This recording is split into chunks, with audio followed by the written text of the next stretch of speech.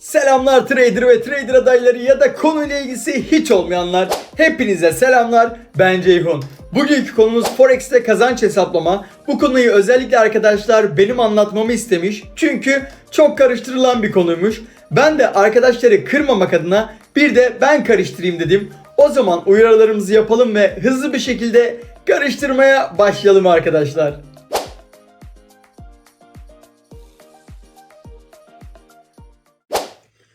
Öncelikle arkadaşlar bu uygulamanın adı MetaTrader 5 ve biz Forex işlemlerini bu uygulama üzerinden yapmaktayız. Arayüzü tanıtımını bir başka eğitimde anlattım arkadaşlar. Dilerseniz kartlardan ulaşabilirsiniz. Şimdi sadece burada paritelerin fiyatlarına bir bakalım. Burada gördüğünüz üzere arkadaşlar bazı döviz pariteleri mevcut. Soldaki ilk 3 hane alınan para birimi, sağdaki 3 hane ise alan para birimidir. Yani burada biz dolar ile euro alıyoruz demektir. Ya da bir altındaki örnekte de Türk lirası ile dolar alıyoruz demektir. Peki buradaki para birimlerinden bir tanesini seçelim. Ve onun üzerinden kolay ve anlaşılır bir şekilde anlatalım. Bu da euro dolar paritesi olsun. Fiyatımız şu anda 1.12156 dolar seviyesinde ve Forex'te bu ne anlama gelir? En sağdaki basamakta gördüğümüz rakam puandır arkadaşlar. Onun yanındaki rakam ise pip'tir. Biz Forex'te kazanç hesaplayacağımız zaman puanı görmezden geliriz. Yani tüm kazancı piplere göre hesaplarız.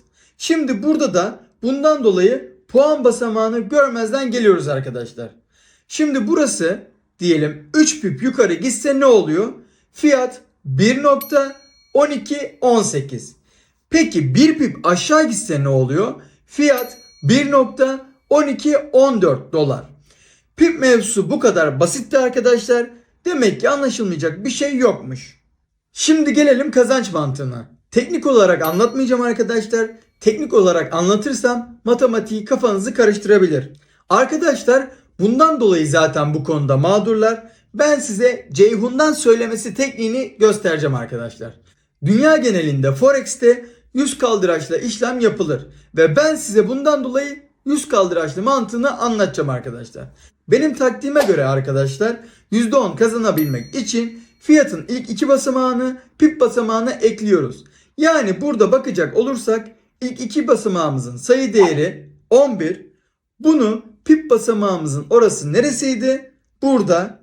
Kesinlikle puan olan basamakla karıştırmıyoruz. Pip basamağımızı eklersek %10 bay işlemde para kazanmış oluyoruz. Yani 1.1215 birim fiyatından aldığımız para 1.1226 fiyatı olursa biz %10 kazandık arkadaşlar. 100 kaldıraca göre burayı karıştırmayalım. Peki biz %30 kazanmak isteseydik ne olacaktı?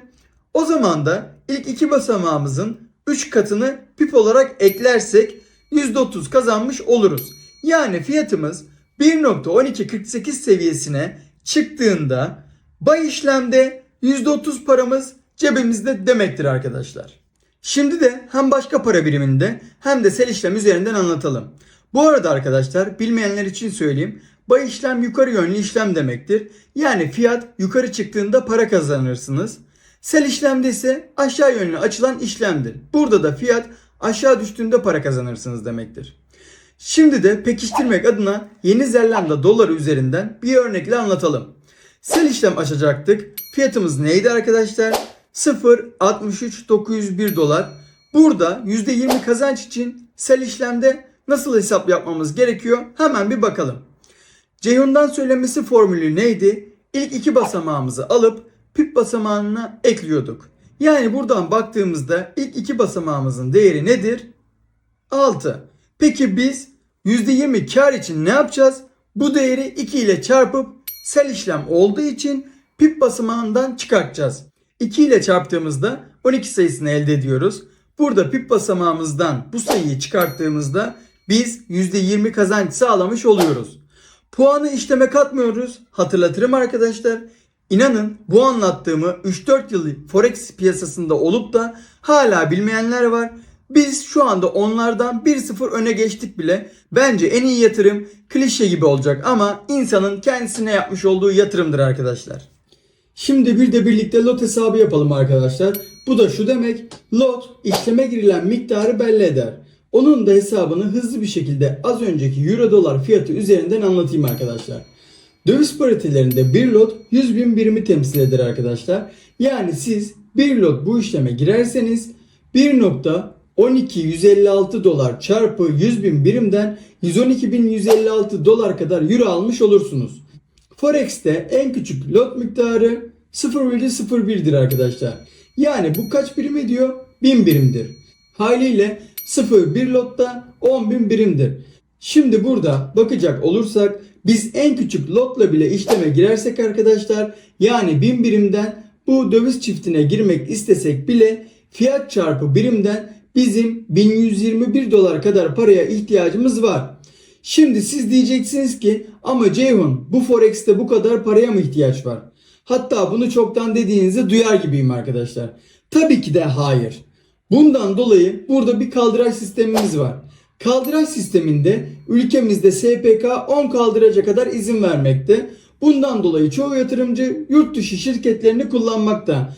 Bu bilgiyi de unutmadan söyleyeyim dedim arkadaşlar. Şimdi buradaki pariteye 100 kaldıraçla girdiğimizde en küçük lot miktarımız neydi? 1000 birim. Kaldıracımız ne yapar? Bu birimi böler geçer arkadaşlar. Yani 1000 bölü 100 yaptığımızda ne oluyor? 10. Yani 100 kaldıracımız sayesinde birim miktarımızı 10'a kadar düşürdük. En küçük birim olarak 10 çarpı fiyat dediğimizde 11,21 dolar bir parayla bile biz 0,01 lotla işleme girebiliyoruz demektir. O zaman karşısına yazalım. 100 kaldıraçta 0,1 lotla 112 dolar, 1 lotla ise 1121 kadar dolarımızla işleme girebiliyoruz demektir. Umarım anlatabilmişimdir arkadaşlar. Bu hesaplara fazla takılmayın. İlk etapta zaten demo hesaba sahip olacaksınız ve orada bol bol pratikler yapacaksınız arkadaşlar. Bir eğitimin daha sonuna geldik arkadaşlar. Kendinize ve bana zaman ayırdığınız için teşekkür ederim. Bu eğitimin devamını kartlardan ulaşabilirsiniz. Açıklama bölümünde ise diğer teknik analiz videolarımıza ulaşabilir. Günlük haber ve analizleri paylaştığımız ücretsiz Telegram kanalımıza üye olabilirsiniz. Herkesin bol kazançları olsun. Ceyhun'dan söylemesi, hoşça kalın arkadaşlar.